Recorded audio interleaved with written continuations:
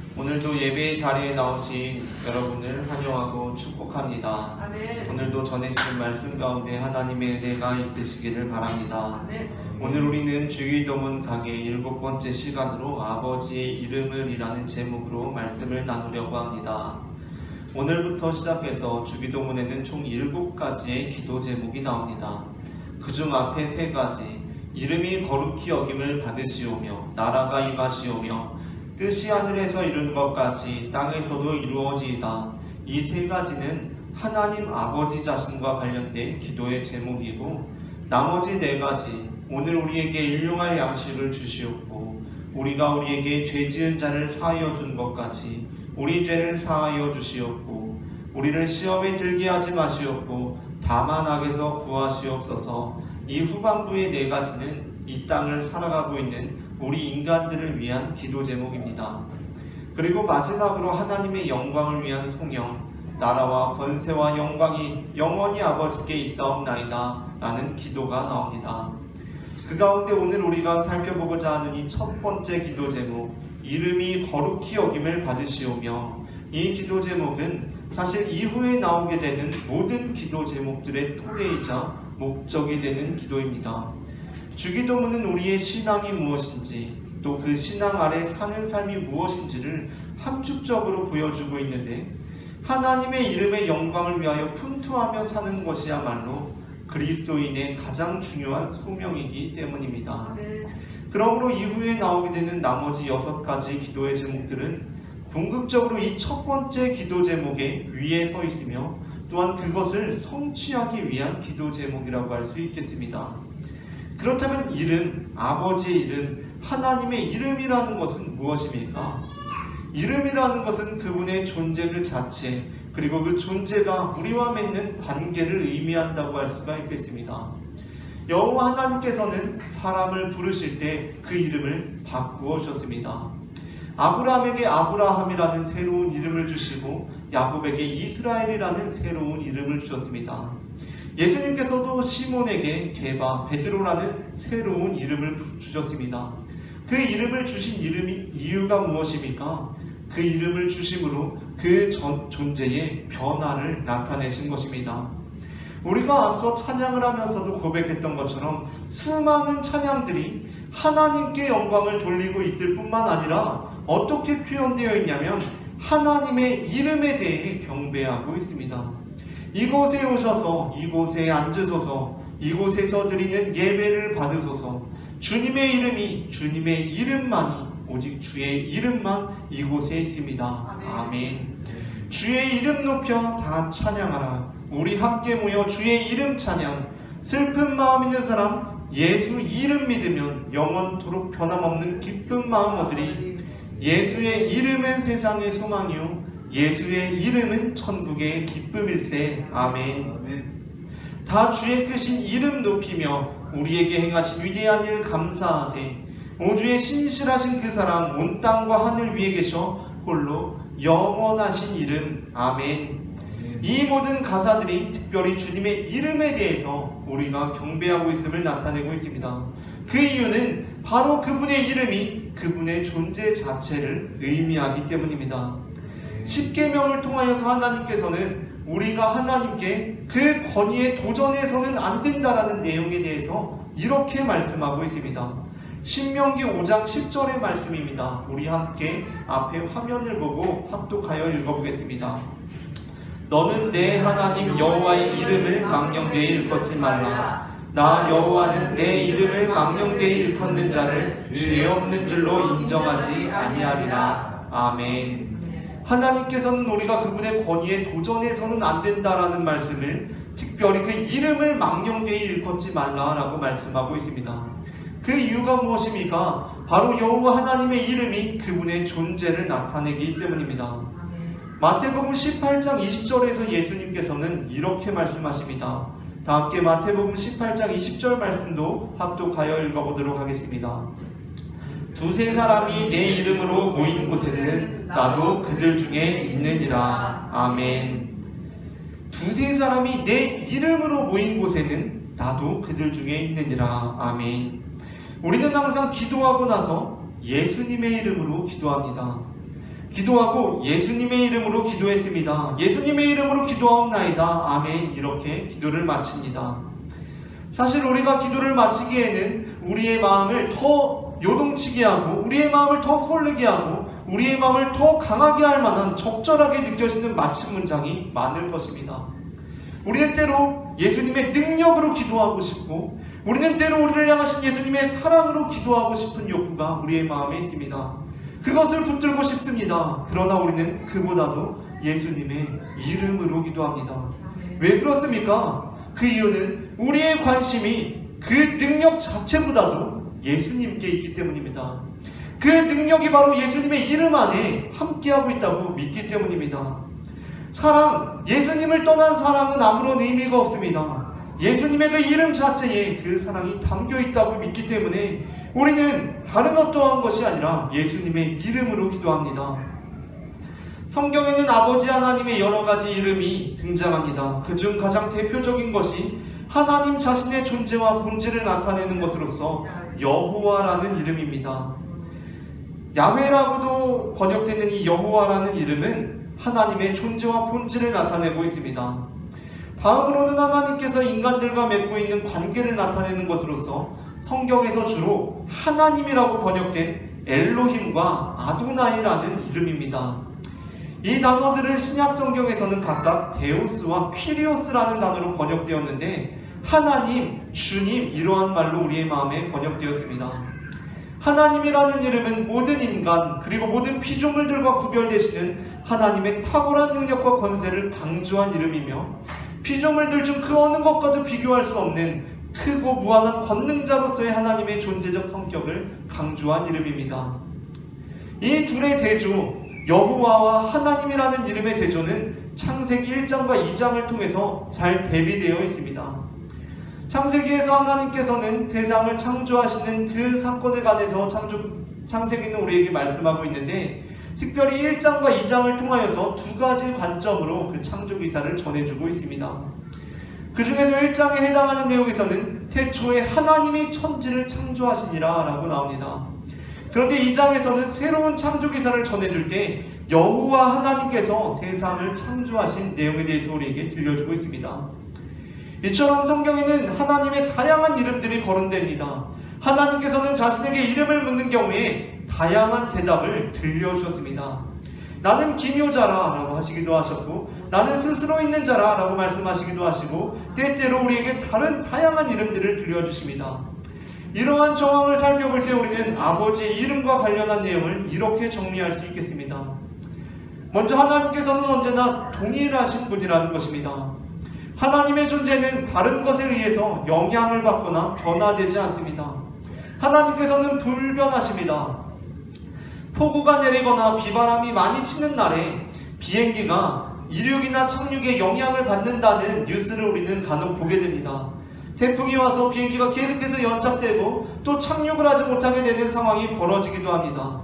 그러나 이미 일정한 궤도를 넘어서서 창공을 비행하고 있는 비행기는 구름 아래에서 일어나는 비바람의 영향을 많이 받지 않는다고 합니다. 실제로 구름 아래에서는 비가 많이 내리는 상황에서도 구름 위를 날고 있는 비행기를 타고 있는 사람은 구름 너머에 있는 찬란한 태양빛을 볼 수가 있는 것입니다. 아마 구름 아래 세상에서는 마치 태양이 빛을 잃어버리고 구름이 너무 많아서 그 해를 가렸다고 하겠지만 그것은 사실 이 땅에서 발붙이고 살아가는 지상에서 경험하는 현상일 뿐이라는 것입니다. 구름 너머에는 언제나 찬란한 태양이 빛나고 있습니다. 성경에서 말씀하는 하나님의 불변성도 이러합니다. 이 세상이 놀랍게 번영한다고 하여도 혹은 심각하게 범죄하여 파괴되어 사라진다 하여도 그 때문에 하나님의 속성이 달라지는 것은 없습니다. 하나님의 존재와 속성은 만물의 흥망이나 인간의 태도 여하에 변화되지 않습니다. 지상에서 폭풍우가 몰아치더라도 따뜻한 봄바람이 불 때와 마찬가지로 구름이 하늘에서는 변함없이 찬란한 태양이 빛나고 있는 것처럼 하나님께서는 지상에서 우리가 어떤 영광을 돌리느냐에 상관없이 스스로 온전히 영광 받으시며 거룩하고 존귀하신 분이라는 것입니다. 그러나 하나님의 이름이 인간들로부터 받는 영광은 때로 변화되기도 합니다. 하나님께서는 만물을 초월하여 계시지만 자신의 이름을 이 세상 가운데 사람들 가운데 주셨습니다. 우리에게 그 이름을 계시하여 주셨습니다. 하나님의 존재는 불변하지만 그 이름은 이 세상에서 높아지기도 하고 낮아지기도 합니다. 하나님께서 주시는 진리와 은혜에 따라서 당신의 언약 백성이 어떤 삶을 사는가에 따라서 그 이름이 영광받으시기도 하지만 그 이름이 비난받기도 하는 것입니다. 때때로 우리가 사회생활하고 이렇게 사람들을 만나면서 인간관계를 맺고 살아가다 보면 우리의 출신지나 배경에 대해서 묻게 되는 경우가 있습니다. 우리가 묻기도 하고 그 사람이 우리에게 묻기도 합니다. 고향이 어디인지, 어디에서 학창시절을 보냈는지를 물어봅니다. 그리고 내가 어디 출신입니다, 내가 고향이 어디입니다 이렇게 대답을 하면 자기가 이미 가지고 있는 그 지역 또는 어떠한 학교에 대한 정보를 토대로 나에 대해서 평가할 때가 있습니다. 아 거기, 아 그 학교라고 하면서 나에 대해서 평가합니다.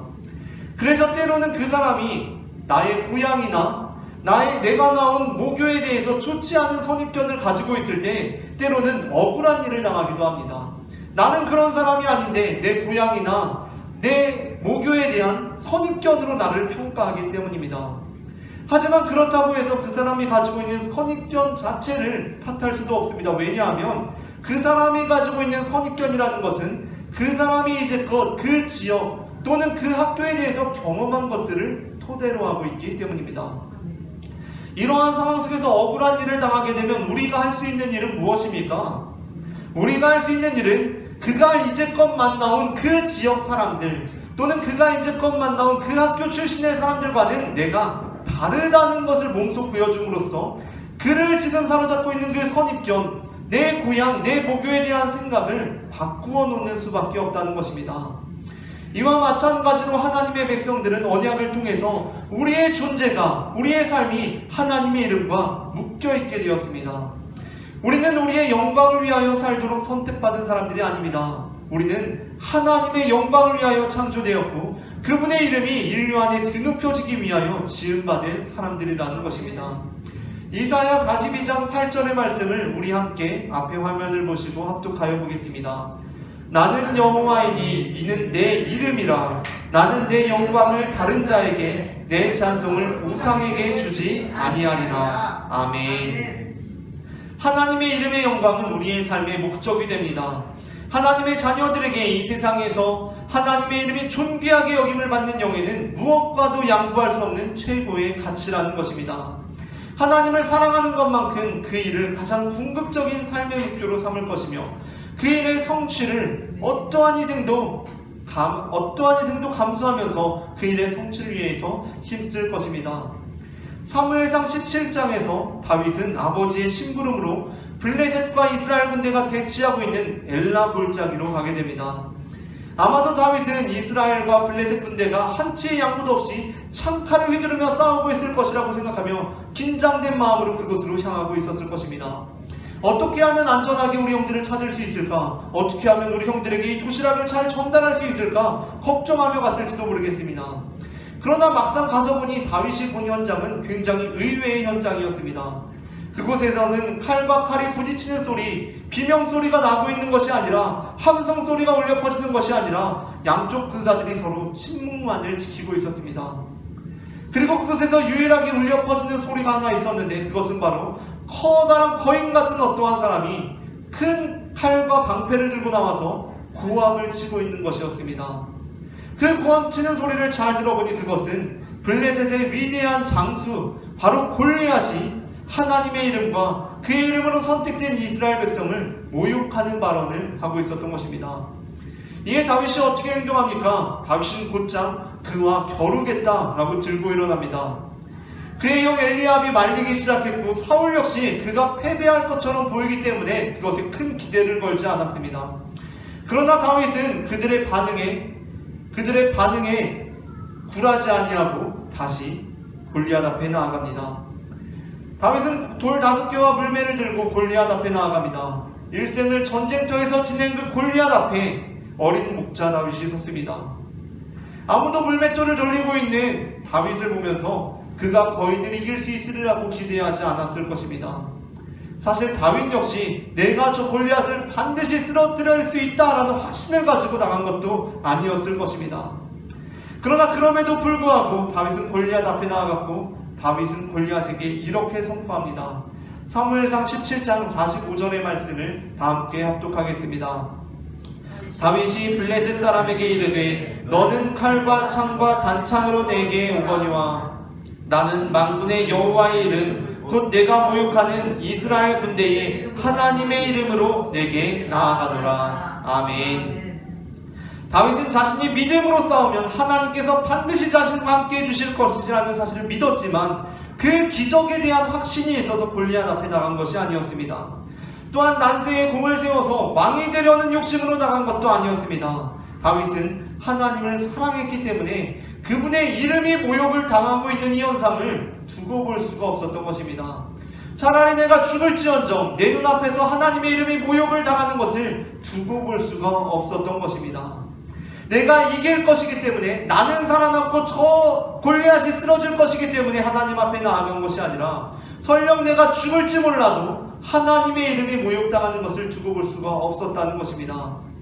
여기서 우리는 이렇게 생각하게 됩니다. 그렇다면 골리앗 앞에서 그 여호와 하나님을 향한 모욕적인 언사를 듣고도 침묵을 지켰던 다른 이스라엘 백성들은 하나님을 사랑하지 않은 사람인가 하는 것입니다.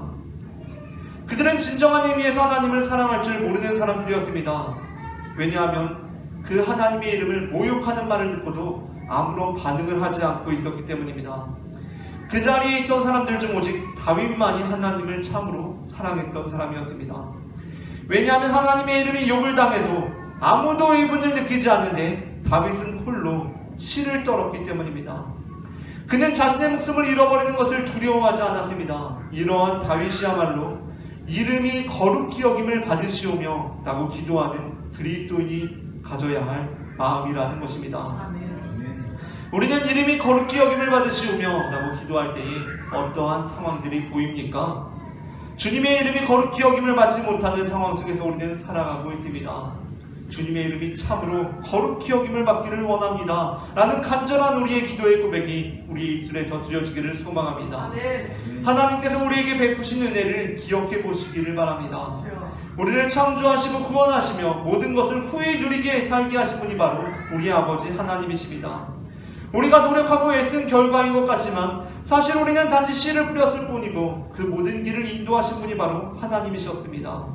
하나님께서는 우리를 온갖 시련 가운데에서 지켜 보호해 주셨을 뿐만 아니라 우리에게 인간다운 삶을 살도록 도와주셨습니다. 고단한 인생길에서 외로울 때 친구가 되어주셨고 궁핍하고 가난할 때에는 돕는 자가 되어주셨습니다. 하나님께서 이 세상에서 우리에게 베풀어 주신 이 모든 은혜들은 전쟁터에 나간 군인들을 위해 지급된 보급품과 같습니다. 한 나라가 전쟁 상태에 들어가게 되면 후방에 있는 안효자들이 밤을 새워서 군복을 꿰매고 전방에서는 주먹밥을 만들어서 전달합니다. 그 이유가 무엇입니까? 군인들이 단지 배불리 먹고 따뜻하게 지내게 하기 위한 것입니까? 물론 그렇습니다. 그러나 그 궁극적인 이유가 무엇입니까? 그 이유는 그냥 군인들이 배불리 먹고 따뜻하게 지내라는 것이 아니라 그것을 힘입어서 싸움에서 승리하라는 것입니다. 마찬가지로 하나님께서 우리에게 주신 은혜는 단지 누리고 즐기라는 것이 아닙니다. 누리고 즐길 뿐만 아니라 적군과의 싸움에서 승리하라는 것입니다.